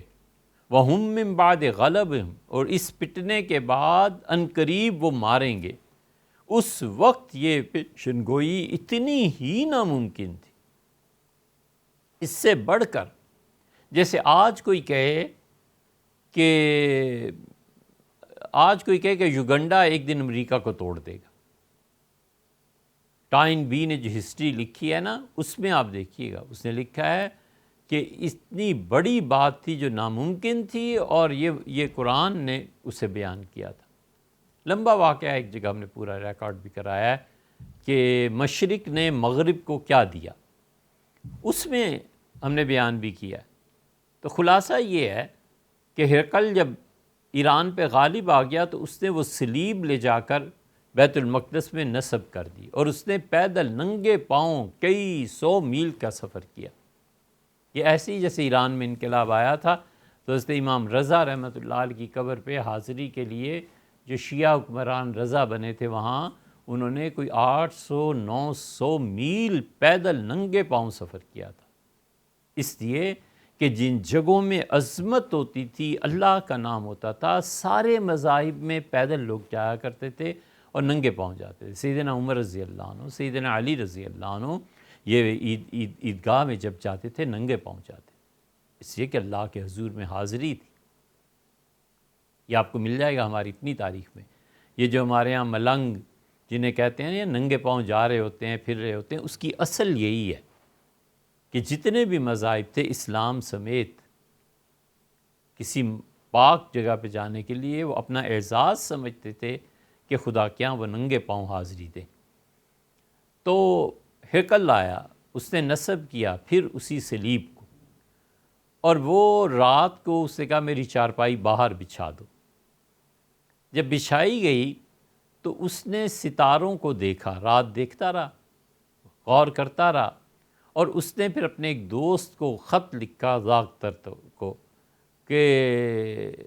قد ظہر ملک الختان، میرا خیال ہے ستاروں کی چال دیکھ کے کہ جس نبی صلی اللہ علیہ وسلم نے آنا تھا وہ آ گئے۔ اسے جب خط ملا تو اس نے، یہ علم نجوم دونوں ایک ہی استاد سے پڑھتے تھے، تو اس نے کہا کہ بالکل آ گئے ہیں، اور میں تمہیں بتانے والا تھا، اور میں جا رہا ہوں مدینہ منورہ اور حضرت کی خدمت میں حاضری دوں گا علیہ السلام۔ یہ پادریوں کو جب پتہ چلا تو اسے انہوں نے قتل کر دیا۔ یہ ڈر گیا، یہ نہیں گیا۔ یہ جو ستاروں سے حضور اقدس صلی اللہ علیہ وسلم کی چال تھی نا، یہ یہودیوں کو بھی پتہ تھی۔ اس لیے تبع جس قوم کو چھوڑ کے گئے تھے یہودیوں کو، ان میں سے ایک یہودی ایک دن محلے میں کھڑا ہو گیا اور ستارے دیکھتا رہا، اور اس سے کہا لوگوں ستاروں کی چال بدل گئی، اور وہ آخری نبی صلی اللہ علیہ وسلم جنہوں نے پیدا ہونا تھا وہ مکہ میں پیدا ہو گئے۔ بڑی لمبی عمر تھی کوئی اس کی، پھر اس نے ایک مرتبہ اٹھ کے اعلان کیا، اس نے کہا آج انہیں نبوت بھی مل گئی اور دیکھو اب وہ کب ہمارے یہاں آئیں گے کہ ہم ایمان لائیں۔ تو علم نجوم نے ان یہودیوں کو بتا دیا تھا اس سے، اور عیسائیوں کو بھی پتہ چل گیا تھا، تو صحیح بخاری کے بالکل آغاز میں قصہ آیا ہے۔ تو اس لیے یہ سب جانتے تھے کہ حضور اقدس صلی اللہ علیہ وسلم تشریف لائیں گے، تو یہودی اس کے ساتھ ہو گئے طبا کے، پھر بیت اللہ میں پہنچے، اور انہوں نے بیت اللہ میں وہ جو ساری بات ہم نے بیان کی ہے کہ وہاں پر، اور اسی روایت میں یہ بھی آتا ہے کہ پھر جب انہوں نے بیت اللہ پہ بہترین غلاف چڑھا دیے اور پھر انہیں خواب میں دکھایا گیا کہ اس کو بالکل پاک کر دیں، تو انہیں کہا گیا کہ ایک دروازہ بھی اس گھر کا بناؤ، اس کی چابی بھی بناؤ، پھر انہوں نے یہ بھی کیا۔ پھر انہیں کہا گیا کہ یہ لوگوں میں اعلان کر دو کہ خون کوئی بھی اس کے قریب نہیں جائے گا، ہر وہ کپڑا جس پہ خون لگا ہوا ہوگا، ناپاک کپڑا، اس گھر کے قریب نہیں جائے گا، اور کوئی بھی مردہ جانور یا مردہ چیز بیت اللہ کے قریب نہیں جائے گی۔ میت پہ جنازہ تو ایک الگ بات ہے، لیکن انہیں کہا گیا کہ پوری طرح اس کو پاک رکھنا ہے۔ تو روح المعانی رحمۃ اللہ علیہ نے طبا کے متعلق اچھی خاصی تفصیلات جمع کر دی ہیں۔ امید ہے انشاءاللہ آپ کے سوال کا جواب ہو گیا ہوگا۔ آخر پہ پھر آپ سے ایک بات عرض وہی کرنی ہے کہ یونیورسٹی کے لیے جو زمینیں آپ لوگوں کے تعاون سے خریدی جا رہی تھیں، اور پوری دنیا میں اللہ کا احسان ہے، لوگ ان باتوں کو سنتے ہیں اور تبصرہ بھی کرتے ہیں۔ پچھلی مرتبہ بھی آپ سے عرض کیا تھا کہ 1,00,000 اور تقریباً $25,000 زمینوں کے ادا کرنے ہیں۔ یہ ہم لوگوں نے طے کیا تھا زمین والوں سے کہ رمضان میں کر دیں گے، پھر رمضان میں نہیں ہو سکا، تو ہم نے کہا اتنا بھی گھبرانے کی کوئی بات نہیں ہے، بڑی عید کے بعد کر لیں گے۔ تو ان سے بات ہو گئی تھی الحمدللہ، اور اس وقت انہوں نے ان چیزوں کو مان لیا تھا۔ تو اب وہ دوبارہ ان کی طرف سے ہے کہ آپ اپنے وعدے کو پورا کیجئے۔ تو اس سے بھیا ہم نے ان لوگوں سے بھی کہا ہے جو یہاں آئے تھے، اپنی آنکھ سے دیکھ کے گئے ہیں، خالد صاحب ہیں اور دانش صاحب ہیں، شبیر صاحب ہیں، رضوان صاحب ہیں، یہ چاروں یو ایس سے یہاں تشریف لائے تھے اور ساری چیزیں بھی دیکھی ہیں، حتیٰ کہ انہوں نے اس کی فلمیں بھی بنائی ہیں، کلپس بنائے ہیں، آپ وہ دیکھ لیجئے۔ اور اب جو کام کرنے کا ہے، ہم ندوہ کو قائم کریں، یونیورسٹی بنائیں، 1,00,000 اور 24-25 ہزار ڈالر چاہیے تاکہ زمینوں کا ادا کریں، اور اس کے بعد پھر ہم کس عمارت کا بنیاد رکھیں، کس عمارت کی بنیاد رکھیں۔ ہمارا خیال ہے کہ اللہ تعالیٰ آپ کے دیے ہوئے کو قبول کرے، اللہ تعالیٰ اس پروجیکٹ کو پورا کرا دے، تو ہم سب سے پہلے اسپتال کی یا اسکول کی بنیاد رکھیں۔ اس کی کچھ سیاسی وجوہ بھی ہیں، وہ انشاءاللہ کبھی فیس ٹو فیس ملاقات ہو تو آپ سے عرض کریں گے۔ السلام علیکم۔